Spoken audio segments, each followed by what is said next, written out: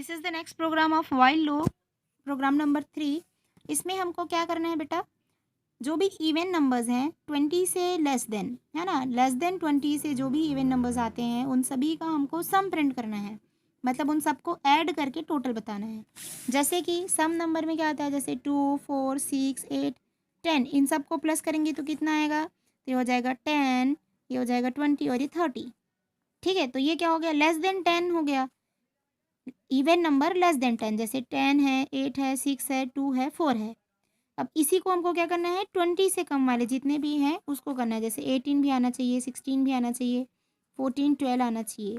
ठीक है, तो इन सब का हमको सम निकालना है। समझ आया क्वेश्चन? तो सबसे पहले हम लोग लेते हैं एक वेरिएबल, सम करना है।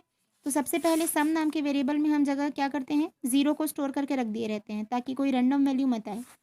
देखिए, ये जो सम नाम के वेरिएबल में ज़ीरो क्यों स्टोर कर रहे हैं, इसको लिखने का मतलब क्या है, क्यों करते हैं, ताकि बाय डिफ़ॉल्ट अगर सम नाम का वेरिएबल कभी उस प्रोग्राम में यूज़ हुआ हो या उसमें जो भी वैल्यू बाय पहले जो सेव रही हो वो क्या हो जाए, रीइनिशियलाइज़ हो जाए, या क्या बोलना चाहिए, रीएलोकेट हो जाए।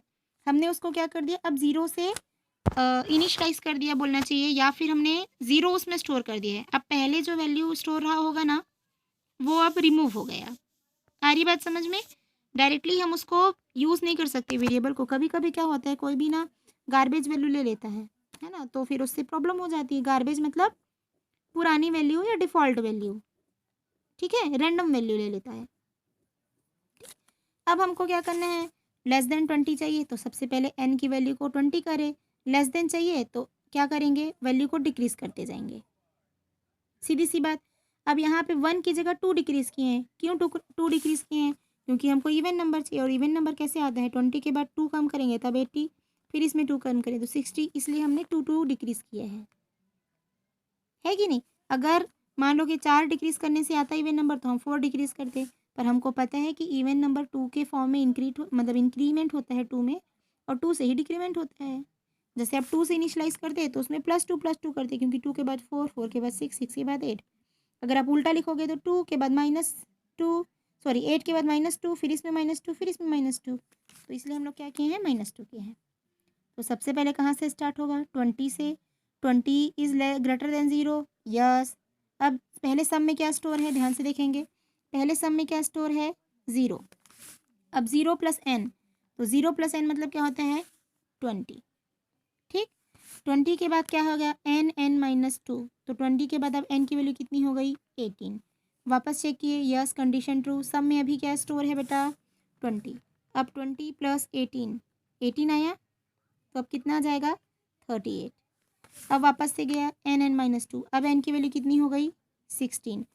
अब देखो 16 इज़ ग्रेटर देन 0, यस। अभी सम में क्या स्टोर है, 38 स्टोर है। तो ये क्या बोल रहा है, सम प्लस n की वैल्यू कितनी है, 16, तो सम की वैल्यू 38 करो प्लस n की वैल्यू 16, कितना आएगा, ये हो जाएगा 44, 454 शायद। ठीक है, तो ये हो गया। अब सम में क्या स्टोर हो गया, 54, क्या स्टोर हो गया, 54, और n की वैल्यू क्या हो गई, 14 हो गई, क्या हो गई, 14। ठीक,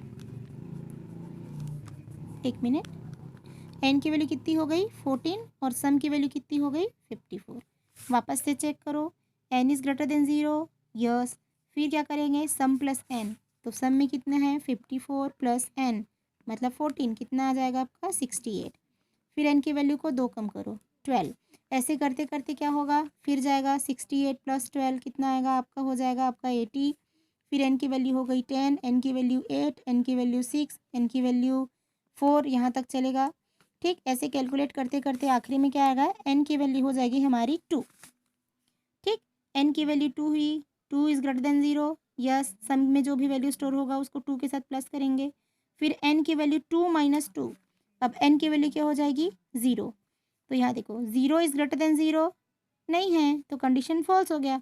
फिर ये स्टेटमेंट एग्जीक्यूट नहीं होगा, और आखिरी में कौन होगा, ये स्टेटमेंट।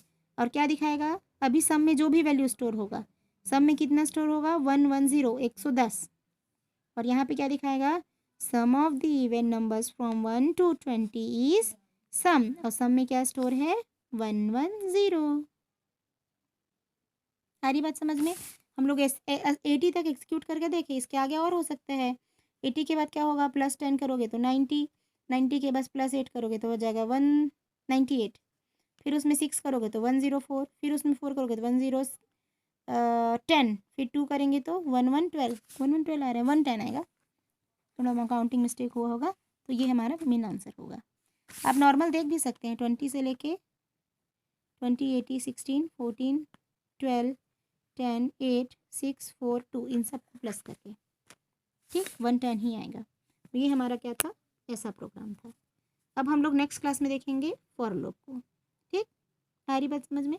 जिनके पास भी लैपटॉप वगैरह हो तो प्रैक्टिकल करके देख सकते हैं, पाइथन इंस्टॉल करके, और अगर नहीं है तो इट्स ओके, कोई बात नहीं, आपको समझ में आना चाहिए। ये इसको बिना प्रैक्टिकल करे भी आपको कंसेप्ट समझ आना चाहिए, कंसेप्चुअल चीज़ें हैं। Okay, bye class.